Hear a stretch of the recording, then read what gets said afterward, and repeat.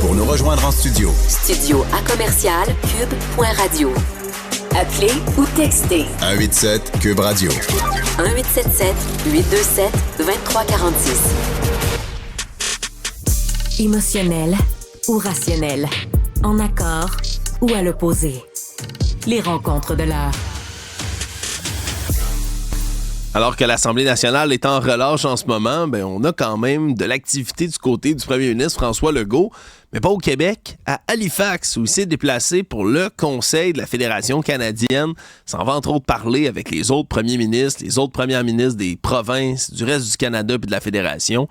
Essaie de parler, entre autres, de demandeurs d'asile. Son cheval de bataille demande à ce qu'il soit redistribué de meilleure manière entre les provinces.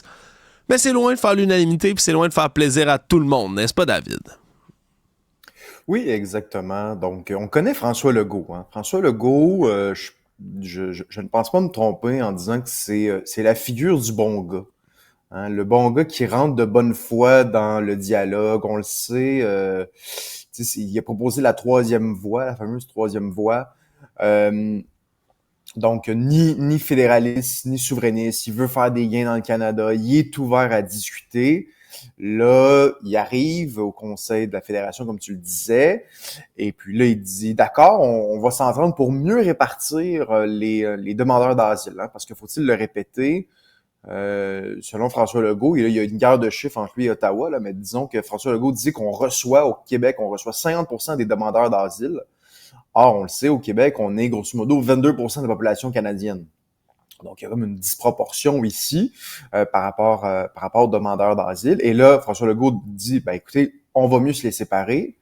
Tout le monde semble grosso modo d'accord, mais personne ou à peu près est d'accord pour en accueillir plus. Donc, c'est comme une drôle de scène où, oui, il faut en accueillir plus, mais je suis pas vraiment prête à le faire davantage. Il y a peut-être juste Terre-Neuve qui était davantage ouvert, là, mais donc, t'as l'Alberta et la Colombie-Britannique qui se disent déjà, écoutez, on a déjà fait notre bout de chemin, nous, donc on veut pas en faire davantage. Et là, ce qui est intéressant aussi, c'est que François Legault et le Québec en général, donc, ne réussit pas vraiment à mieux répartir les demandeurs d'asile. Mais en plus, il passe pour le privilégié, il passe pour l'enfant gâté de la Fédération. Pourquoi? Parce que Justin Trudeau, dans les dernières semaines, dans les derniers mois, a envoyé un chèque de 750 millions au Québec en disant, oui, en effet, ils reçoivent un nombre de demandeurs d'asile de manière disproportionnée, donc on va envoyer un chèque. Donc là, il y a plusieurs provinces, notamment l'Alberta et la Colombie-Britannique, qui se sentent un peu lésés là-dedans, qui se sentent un peu, qui se font avoir là-dedans, puis finalement, le Québec, on pourrait peut-être même y voir un peu de Québec bashing là-dedans, mais le Québec comme étant une privilégiée dans la Fédération canadienne, alors que c'est pas vraiment le cas. Ah, c'est constamment ça. Je veux dire, la position du Québec dans le reste de la Fédération, c'est tout le temps la même dynamique. Le Québec est une société distincte. C'est un truc qui est juste véridique et véritable. On est une province complètement différente des autres dans le reste du pays. Je dis pas supérieure, je dis différente. On est différent. On a une réalité différente. On a une langue différente parce que, le reste du pays, là, je m'excuse pour les autres communautés francophones. Je vous soutiens, je vous aime dans le reste du pays. Mais le reste du pays n'est pas francophone. Il est pas bilingue non plus. C'est pas vrai, c'est un mensonge. C'est juste, un mensonge. Je n'ai jamais, c'est pas une joke, là, je n'ai jamais rencontré quelqu'un qui vient d'une autre province dans le pays qui était capable de bien me parler français. Ils ont tous des cours à l'école, sont incapables de le parler. C'est comme une petite joke. Là, ils apprennent ça. Comme j'ai appris quelques mots d'espagnol, une troisième langue. J'ai appris mon anglais, par contre. Ça, je suis parfaitement bilingue. Mais l'espagnol, c'est comme c'est exotique. On va apprendre le français, vous savez. C'est une seconde langue dans le pays. C'est pas vrai. Il y a personne qui est capable de parler français comme du monde, ou presque, à moins que ce soit quelque chose de nécessaire dans leur vie, dans le reste du pays. On a une réalité différente. Mais pourtant, à chaque fois, c'est... OK, mais là, on doit traiter le Québec de manière différente. On reçoit plus de demandeurs d'asile que tout le reste du pays. C'est normal qu'on ait de l'argent pour tout ça, considérant que c'est le fédéral qui a signé l'entente sur les tiers pays sûrs, que c'est eux qui ont invité autant de demandeurs d'asile dans le pays. C'est nous qui reçoit, c'est nous qui les gère, c'est le système de santé, le système d'éducation québécois qui prend tout ça. On demande au-dessus d'1 milliard, ils donnent 750 millions. C'est même pas assez pour couvrir les dépenses. Puis là, le reste du pays regarde vraiment jalousement. Encore le Québec, encore eux qui reçoivent tout. C'est eux les préférés de papa fédéral. Quand on sait que c'est juste pas vrai. C'est comme le minimum, c'est en dessous du minimum de ce qu'on demande. On le reçoit. Ça compense même pas les dépenses, je répète, qui sont engendrées par les demandeurs d'asile. Puis les autres provinces sont jalouses. C'est ça, à chaque fois. C'est ça à chaque fois. Je sais pas pourquoi on se surprend. Je sais même pas pourquoi on en discute, David. C'est la même affaire à chaque fois. Ah ouais, c'est vrai. Année après année, c'est la même chose. Et c'est vrai que c'est ça la position particulière du Québec. Hein? C'est le moins bon des deux mondes. Des fois, on dit que c'est le meilleur des deux mondes. Là, c'est le moins bon des deux mondes. C'est-à-dire, d'un côté, on fait des demandes particulières qu'on n'a pas. Et de l'autre, on a quand même le statut de privilégié, Oui. alors que dans les faits, on l'a pas. On n'est pas privilégié. Donc, il faut le faire. donc là. oui. Oui, Faut c'est faire, ça. Donc, on perd de l'argent dans tout ça. Là, je veux dire, le fait de. Puis c'est correct, regarde, on accueille des gens d'ailleurs, puis on fait de notre mieux, puis on veut, tu sais, derrière toutes les statistiques, il y a des humains, puis on peut s'obstiner. Oui, il y a trop de travailleurs étrangers temporaires. Oui, il y a trop d'immigration temporaire. Oui, il y a toutes sortes de choses là-dedans. Mais on en a besoin, c'est correct, on va le faire. Mais de dire après ça qu'ils reçoivent un beau chèque, hein? Le reste, là, on est au party de Noël, puis là, tout le monde regarde. Hein? Il a reçu un chèque, hein, le cousin Québec? Qu'est-ce que c'est ça? Hein? Pourquoi moi, j'en ai pas un? Ben, parce que tu reçois pas autant de demandeurs d'asile. Si tu veux prendre toute cette facture-là, prenez-la. Le fédéral va pas vous compenser au complet. Vous allez perdre de l'argent. C'est ça que vous voulez? Eh oui, c'est ça. Je sais pas, David. Moi, ça me rend amer, toute cette situation. Je sais pas si ça s'entend dans ma voix. Ouais, oui, c'est ça. Oui, puis en plus, tu sais, on pourrait même avoir la même réflexion par rapport justement à, tu soulignais qu'on a accueilli au Québec beaucoup, beaucoup de gens.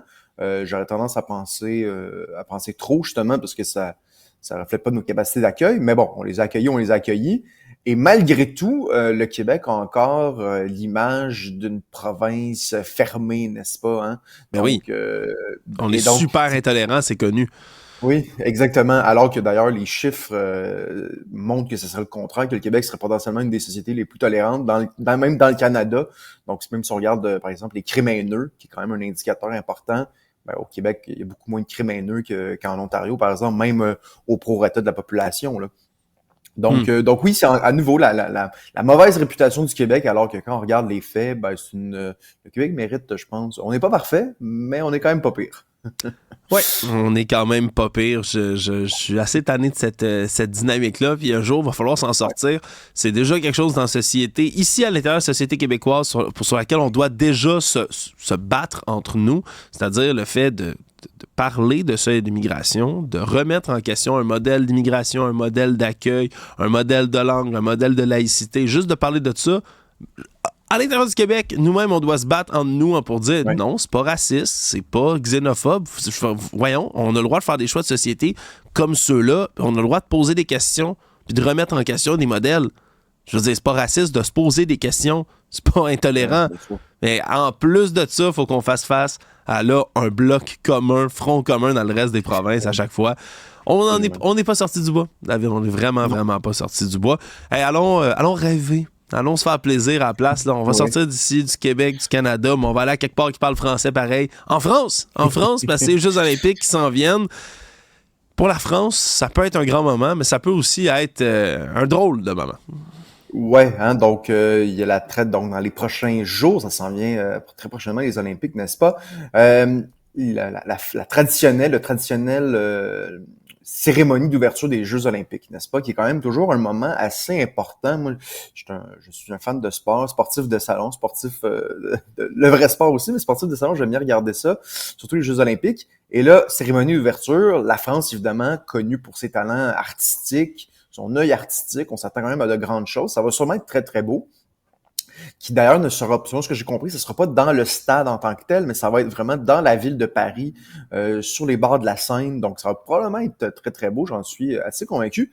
Mais d'un autre côté, il y a quelque chose qui m'agace. Donc, un des organisateurs, si on veut, des penseurs derrière cette cérémonie, il dit qu'il a été sélectionné, c'est un historien des villes médiévales italiennes, là, donc c'est pas un historien qui s'intéresse spécifiquement à la France, Patrick Boucheron, qui dit, et j'ouvre les guillemets ici, la cérémonie d'ouverture de Pékin en 2008, donc c'était en Chine, on se rappellera, c'est exactement tout ce que nous ne voulions pas faire.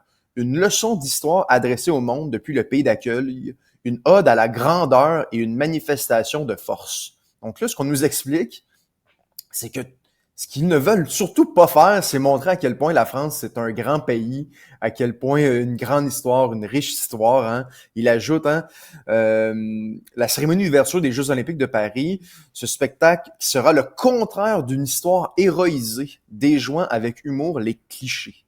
Je veux dire, chaque société, chaque peuple, chaque pays a ses défauts. Tout le monde est conscient de ça. Est-ce qu'une cérémonie des Jeux de Paris, c'est le moment de dire non, ça va être tout le contraire d'une histoire héroïsée? Ben, on peut une fois de temps en temps, je pense, souligner nos héros, puis arrêter un peu de se gratter le bobo. Je veux dire, la France, c'est un magnifique pays qui a ses défauts comme tous les autres pays. Mais pourquoi on va en France? Hein? La France, c'est le pays qui est le plus visité, surtout pour les Québécois d'ailleurs. Hein? On va à Paris, on entend l'accent québécois. Je veux dire, c'est parce que c'est ces héros, c'est ces grandes figures littéraires, c'est ces grands hommes, ces grandes femmes qui ont travaillé dans multiples milieux, multiples domaines. C'est ça qui fait la grandeur de la France. C'est pas ses défauts historiques, c'est pas son passé colonialiste, qui existe bien sûr, mais ça on en parle bien assez souvent. On l'étudie dans nos cours d'histoire. La cérémonie des Jeux olympiques, est-ce qu'on peut se vanter, s'il vous plaît, un peu? Tu sais, juste une bonne dose de chauvinisme, là, des fois ça a sa place. Ouais, juste d'être fier de son histoire. Je pense même pas que c'est chauvin. Juste, je veux dire, être fier de son pays. Le patriotisme, ça peut-tu exister de manière saine encore sans être un fanatisme zélé pour son drapeau? Il y a un juste milieu. Il y a un moyen d'être fier de sa nation. Il y a un moyen d'être fier de sa patrie puis d'être fier de son histoire. On a tendance à essayer de tout sacrer aux oubliettes, là. L'histoire, parce que ça vient avec des pans qu'on aime moins, ben, on va censurer ça, on va enlever ça. Bon, regarde, j'ai reçu cette semaine, là, ça vient d'arriver tout chaud, tout frais après des mois d'attente, bien évidemment, par la poste, mon passeport, David. J'ai dû renouveler mon beau passeport canadien qui arrive chez nous. Fait que j'ai dû envoyer par la poste mon ancien passeport qui contenait des scènes, le chemin de fer, transatlantique, d'un océan à l'autre, Anne-Marie aussi Anne-Marie, ce qui est censé être la devise du pays, du Canada. D'un bord à l'autre, il y avait des images là, des Premières Nations puis qui rencontraient les premiers arrivants d'Europe. Il y avait des images là-dedans de la crête de Vimy, des guerres mondiales, des grandes batailles que le Canada est allé arracher pour cimenter sa place dans le reste du monde comme un pays, un État indépendant. Tout ça dans mon nouveau passeport, David, c'est bye-bye. Salut la visite remplacée par des petits castors, des petits canards, des petites personnes qui jouent dans des flaques d'eau parce que ça, c'est pas controversé. Il y a personne qui fait chialer là-dessus. Puis parce que le Canada, l'histoire, c'est un sacre. Ouais. C'est vraiment... Je l'ai ouvert, là, j'étais déprimé. Le passeport, là, le livret que t'emmènes à l'international qui est censé représenter ta nation, maintenant, ce qu'on voit dedans, c'est des enfants qui sautent dans des flaques d'eau. C'est sérieux, c'est tellement ridicule. Puis cette volonté-là, on la voit pas juste en France. Hein. C'est ici aussi, si on peut parler le moins possible de notre histoire, c'était pas important, on s'en sac. Puis vers où on s'en va aussi, c'est quoi nos projets communs, c'est quoi nos objectifs communs comme nation, comme société. Bah, c'est pas trop. On va voir maintenant. Ouais. Oui, t'as absolument raison. J'ai renouvelé mon passeport juste à temps, moi, pour pas avoir le nouveau passeport, je te dirais, Alexandre. Donc, je suis correct pour 10 ans avec l'ancien passeport, avec des images historiques. Oui, c'est... Et souvent, on a tendance, cette histoire-là du passeport, on a commencé à en parler l'année dernière, si je me trompe pas. Puis... certains ont voulu un peu noyer le poisson en disant non, c'est un détail, écoutez, c'est un nouveau genre de passeport, il est plus difficile à copier, nouveau genre, c'est ça. Je veux dire, c'est pas banal, là. C'est pas banal qu'on aille enlever tous les symboles historiques pour remplacer ça justement par des trucs qui sont ultra génériques. Ça va dans l'idée un peu d'un Justin Trudeau, d'un Canada post-national, donc on fait un peu table rase du passé. Or, au Québec, tantôt on parlait de sociétés distinctes, ben l'idée au Québec, c'est que même si tu viens de débarquer de l'avion au Québec, on veut que tu sois capable de dire « nous » en étant capable de t'identifier à l'histoire nationale. Ça veut pas dire que c'est la seule histoire. Toi aussi, tu as ton histoire personnelle. On a tous une histoire familiale, communautaire peut-être, mais il existe une histoire commune avec ses héros. Évidemment, ces héros-là, ils ont quelque chose d'un peu mythifié, n'est-ce pas? Ils sont pas... Bien sûr. Tu sais, René Lévesque, c'est un personnage qu'on a mythifié, mais c'est aussi un personnage qui a plein de défauts. Mais d'un autre côté, c'est pas ses défauts qui nous inspirent. C'est ses qualités, c'est sa persévérance, c'est sa résilience. C'est ça qui nous inspire. C'est son désir de faire du Québec une société française. C'est ça qui nous inspire. C'est pas ses défauts. Donc, je pense que la France, justement, devrait... ben là, évidemment, il est trop tard. Le spectacle est déjà préparé. Alors, j'ai hâte de le voir parce que j'ai l'impression que ça va quand même être beau sur le plan esthétique, n'est-ce pas? Mais sur le fond de l'histoire, sur le fond du message, j'ai l'impression qu'on va venir un peu peut-être égratigner certaines figures françaises. Ça reste à voir. Ouais, on va regarder à quoi ça ressemble. Puis pour ce qui est de René Lévesque, David, t'as bien raison. Faut arrêter de mythifier René Lévesque. Là. Canada post-national, là, hein? Ça sert à quoi de glorifier René Lévesque? À chaque fois qu'on met une photo de lui, maintenant, je veux qu'on mette un avertissement comme ces cartons de cigarettes. Qu'on dise, regardez, fumait ce salaud-là, hein? Puis là, on va mettre une annonce, ça tue, la fumée tue sur les images de René Lévesque. Je pense que c'est ça qu'il faut qu'on retienne de lui, en tout cas, si on le met dans le passeport. Je fais des blagues, bien évidemment. David, merci. Salut.